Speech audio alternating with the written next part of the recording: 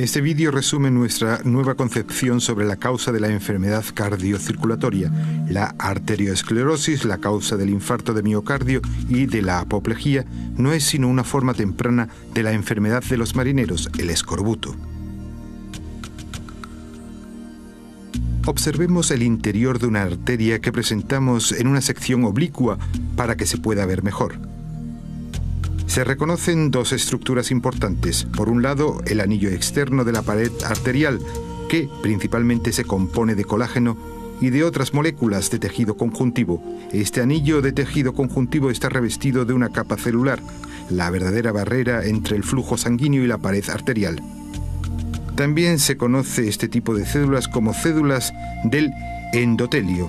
Si hay una deficiencia de vitaminas, especialmente si falta vitamina C, se producen dos cambios estructurales importantes en la pared arterial. Por una parte, empieza a disolverse el anillo de tejido conjuntivo porque la falta de vitamina C provoca que no se produzcan las suficientes moléculas de colágeno.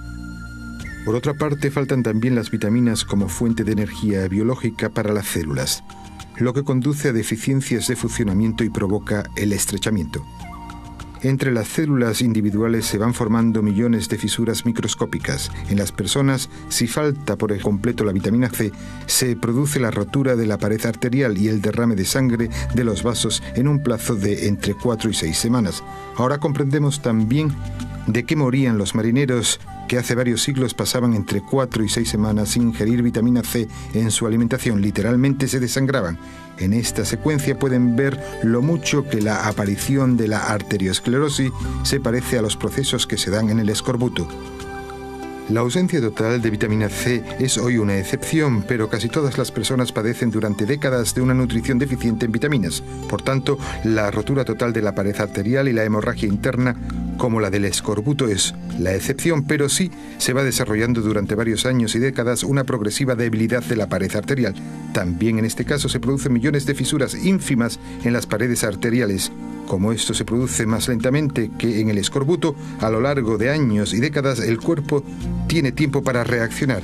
Desde el hígado se forman sustancias reparadoras, por ejemplo, lipoproteínas, es decir, pequeñas partículas transportadoras de grasa, que aquí se representan en color amarillo. Estas partículas se introducen entre las células de la pared arterial e intentan repararlas. Si este proceso se prolonga, cada vez penetran más grasas y otras sustancias reparadoras y se producen las temibles acumulaciones. Si estas placas se forman en los vasos del corazón enfermo, termina produciéndose el cierre de las arterias coronarias y se llega al infarto de miocardio. En las arterias que riegan el cerebro, estas acumulaciones provocan finalmente la apoplejía. En la siguiente secuencia podrán observar el efecto curativo de la vitamina C sobre la pared arterial. Si se suministra la suficiente cantidad de vitamina C, estas moléculas de vitamina llegan a las zonas dañadas de la pared arterial a través del caudal sanguíneo y las reparan. La vitamina C estimula la producción de moléculas de colágeno y el anillo del tejido conjuntivo, que es el principal encargado de la estabilidad del vaso sanguíneo, se regenera. Igualmente se cierran las fisuras microscópicas entre las células del endotelio. Igual que los daños del escorbuto pueden repararse mediante un óptimo suministro de vitamina C, las acumulaciones existentes en las paredes arteriales también pueden ser eliminadas. No es que en todos los casos puedan eliminarse dichas acumulaciones por completo, pero se reactivan estas fuerzas de autocuración en aquellas partes de la pared arterial capaces de regenerarse. Como en la fase de curación del escorbuto, en la eliminación natural de las acumulaciones, las moléculas de vitamina C, aportadas por la nutrición, también llegan a la pared arterial a través del flujo sanguíneo y las reparan. Por supuesto que, de este modo, la acumulación adicional de grasas y de otras sustancias reparadoras en la pared arterial resulta superflua.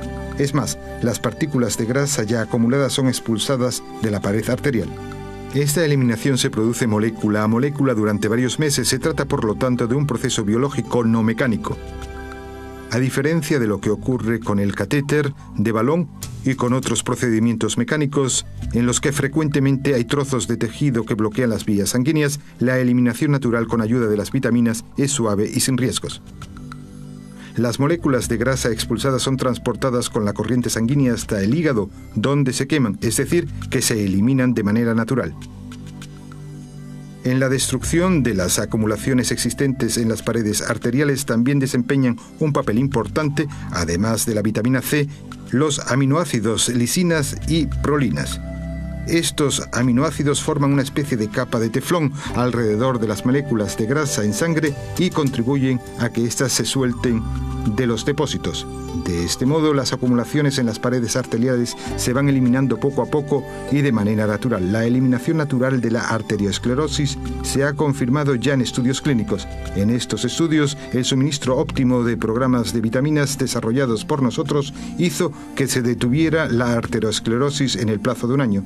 En casos concretos se produjo también eliminación completa de las acumulaciones. Si se observan estas imágenes, puede entenderse rápidamente que se ha iniciado una nueva etapa en la medicina y que las operaciones de bypass y los catéteres de balón pasarán pronto a la historia.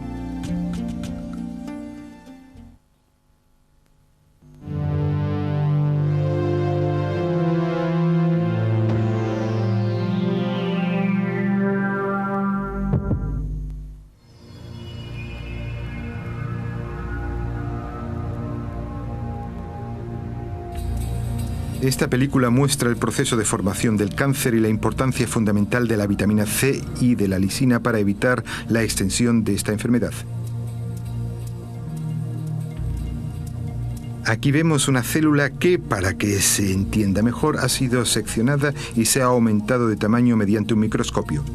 La bola violeta que se ve en el fondo es el núcleo de la célula que contiene información genética y que controla todos los procedimientos metabólicos de la misma. La estructura roja con forma de nave espacial es la zona productiva de la célula. En ella se fabrican enzimas y otros productos. La información de qué es lo que se produce procede del núcleo celular. Las estructuras en azul claro que se ven en primer plano son las centrales energéticas de la célula, los mitocondrios.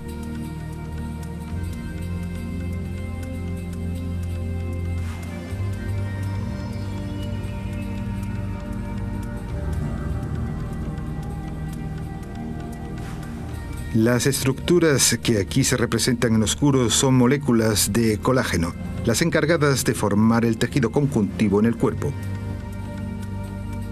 Una célula cancerígena da la orden desde el núcleo celular a la zona de producción para que produzca las suficientes enzimas, es decir, los biocatalizadores. Estos se encargan principalmente de una función: digerir el tejido conjuntivo del entorno. Esto hace posible que la célula cancerígena se expanda. Las estructuras que aquí se representan como bolitas roedoras son en realidad enzimas, es decir, biocatalizadores. Estas enzimas tienen la habilidad única de digerir fibras de colágeno selectivamente, por lo que también se las conoce como colagenasas. Si se destruye un número suficiente de moléculas de colágeno, la célula cancerígena puede moverse libremente a través del tejido conjuntivo que, de otro modo, sería impenetrable, y así el cáncer puede extenderse. En esta secuencia podemos ver cómo se forma un tumor en el hígado. Aquí ven de nuevo una célula hepática representada esquemáticamente en sección y naturalmente muy aumentada.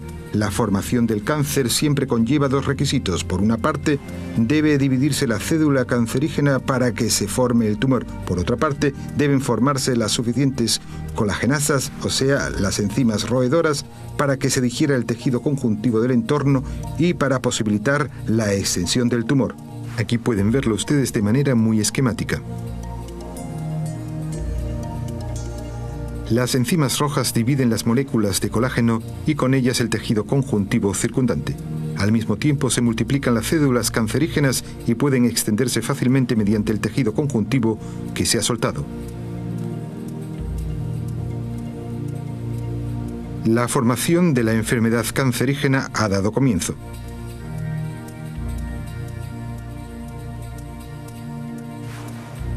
En la siguiente secuencia vemos cómo se extiende un tumor madre que parte desde el hígado y finalmente cómo se forma un tumor hijo en el pulmón, la llamada metastasis.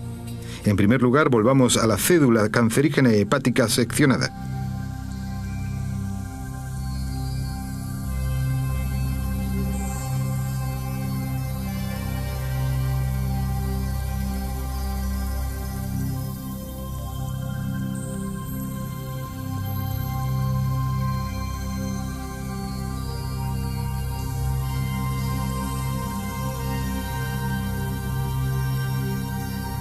La estructura de colágeno se destruye y una cédula cancerígena se suelta del organismo cancerígeno e inicia su camino hacia el siguiente vaso sanguíneo en el hígado.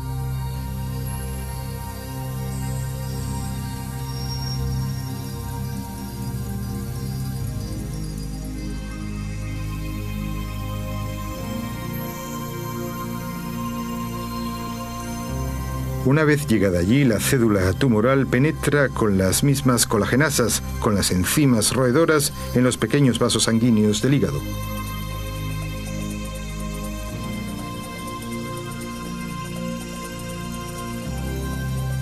La cédula cancerígena penetra en el vaso y es arrastrada por el torrente sanguíneo.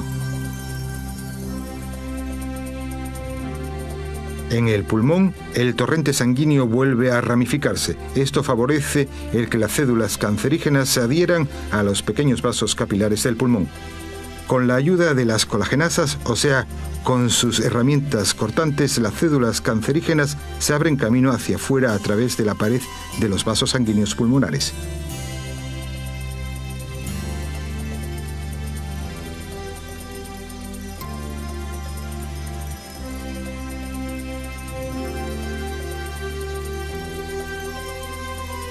En este momento, la cédula cancerígena hepática original está ahora en condiciones de incrustarse en el tejido pulmonar y de formar allí un tumor hijo, la metastasis pulmonar. Por tanto, el tumor madre del hígado ha producido un tumor hijo en el pulmón.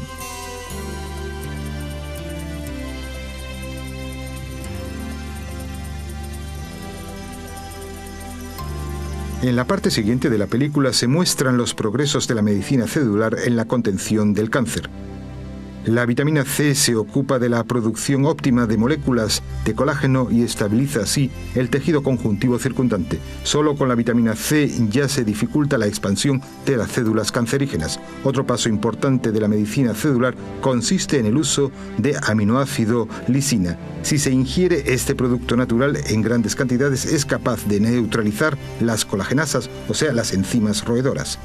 Las moléculas de lisina que aquí se indica se ajustan a la perfección a los cubículos de las colagenasas y, dicho coloquialmente, le tapan la boca. De este modo, se les priva a las colagenasas de su facultad de digerir el tejido conjuntivo.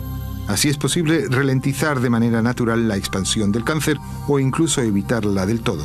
También este nuevo planteamiento terapéutico de la medicina celular se está aplicando ya con éxito contra diversas formas de cáncer.